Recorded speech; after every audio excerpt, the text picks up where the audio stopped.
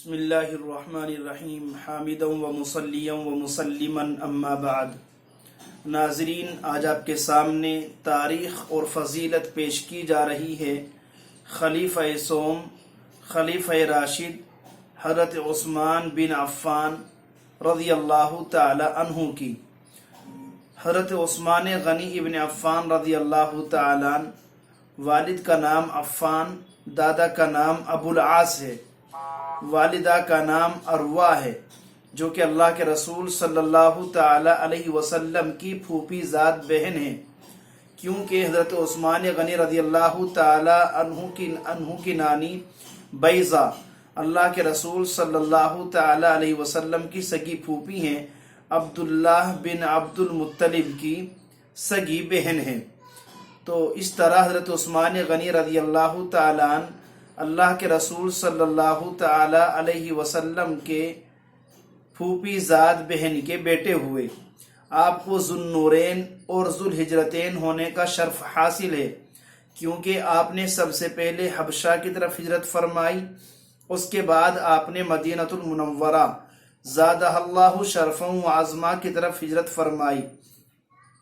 اسی طرح چونکہ اللہ کے رسول صلی اللہ تعالی علیہ وسلم کی دو صاحبزادیاں حضرت رقیہ رضی اللہ تعالی عنہا اور حضرت ام کلثوم رضی اللہ تعالی عنہا، یہ کے بعد دیگرے ان دونوں صاحبزادیوں کا نکاح حضرت عثمان غنی رضی اللہ تعالی عنہ سے ہوا۔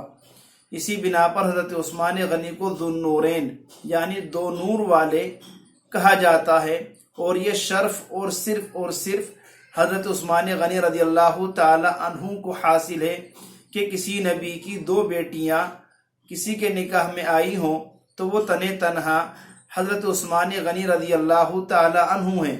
اللہ کے رسول نے حضرت ام کلثوم رضی اللہ تعالی عنہ کی وفات کے موقع پر فرمایا تھا، اگر میرے کوئی اور صاحبزادی ہوتی تو میں ان کا نکاح بھی عثمان غنی رضی اللہ تعالی عنہ سے کر دیتا۔ آپ عمر فاروق بن خطاب رضی اللہ تعالی عنہ کی شہادت کے بعد مسند خلافت پر جلوہ افروز ہوئے، اور تقریباً 12 سال تک اس مسند پر آپ جلوہ افروز رہے۔ آپ کے زمانے خلافت میں بڑی فتوحات ہوئی ہیں، اور پھر اخیر 18 ذی الحجہ کو آپ کو شہید کر دیا گیا، اور بلوائیوں کے ظلم نے آپ پر یقیناً بڑے حملے کیے۔ ان ظالموں نے آپ کو محصور رکھا، قید کر کے رکھا، اور 18 ذی الحجہ کو آپ نے جام شہادت نوش فرمایا۔ روایت میں آتا ہے، حضرت عبد الرحمن بن سمرہ رضی اللہ تعالیٰ عنہ سے روایت ہے، وہ فرماتے ہیں کہ اللہ کے رسول جس وقت جیش عسرہ یعنی غزوہ تبوک کے لیے ضروریات کا انتظام اور سامان کر رہے تھے، تو عثمان اپنی آستین میں 1000 دینار اشرفیاں لے کر آئے اور اللہ کے رسول علیہ السلام کی گود میں ڈال دیے۔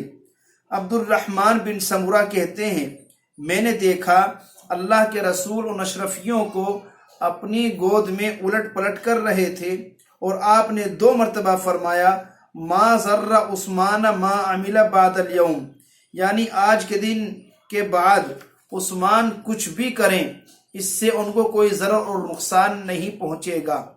حضرت عثمان کی پیش کی ہوئی اشرفیوں کو حضرت عثمان کے اور دوسرے لوگوں کے سامنے اللہ کے رسول کا اپنی گود میں الٹنا پلٹنا بظاہر اپنی قلبی مسرت کے اظہار کے لیے تھا۔ اسی طرح اور بھی متعدد روایات ہیں جن میں حضرت عثمان غنی رضی اللہ تعالی عنہ کی فضیلت کا پتہ چلتا ہے۔ حضرت مرہ بن کعب سے روایت فرماتے ہیں، اللہ کے رسول سے میں نے خطاب میں سنا، آپ نے اپنے بعد امت میں برپا ہونے والے کچھ فتنوں کا ذکر فرمایا اور ان کو قریب ہی میں واقع ہونے والے فتنے بتلایا۔ اسی وقت ایک شخص سر سے کپڑا اوڑھے ہوئے سامنے گزرا۔ اللہ کے رسول نے اس شخص کی طرف اشارہ کرتے ہوئے ارشاد فرمایا، یہ شخص آنے والے ان فتنوں کے دنوں میں طریقہ ہدایت اور راہ راست پر ہوگا۔ حدیث کے راوی مرہ بن کعب کہتے ہیں، میں اس شخص کی طرف چلا تاکہ دیکھوں وہ کون ہیں۔ دیکھا تو عثمان بن عفان تھے۔ میں نے ان کا چہرہ اللہ کے رسول کی طرف کر کے اللہ کے رسول سے عرض کیا، کیا وہ یہی ہیں جن کے بارے میں آپ نے فرمایا؟ اللہ کے رسول نے فرمایا کہ ہاں۔ تو عثمان غنی رضی اللہ تعالیٰ عنہ اللہ کے رسول صلی اللہ تعالیٰ علیہ وسلم کے چہیتے ہیں، آپ کے داماد ہیں، خلیفہ رسول ہیں۔ جس وقت آپ پر حملہ کیا گیا اور آپ کو شہید کیا گیا، آپ اس وقت قرآن مجید کی تلاوت کر رہے ہیں۔ فَسَيَكْفِيكَهُمُ اللَّهُ وَهُوَ السَّمِيعُ الْعَلِيمُ، یہ آیت آپ کی زبان پر ہے، اور ظالم لوگ آپ پر حملہ کر کے آپ کو شہید کر بیٹھتے ہیں۔ یہ مختصر سی تاریخ ہے حضرت عثمان غنی رضی اللہ تعالی عنہ کی۔ اللہ ہم سبھی کو صحیح تاریخ اسلام جاننے کی توفیق نصیب فرمائے، آمین۔ وما علینا الا البلاغ المبین۔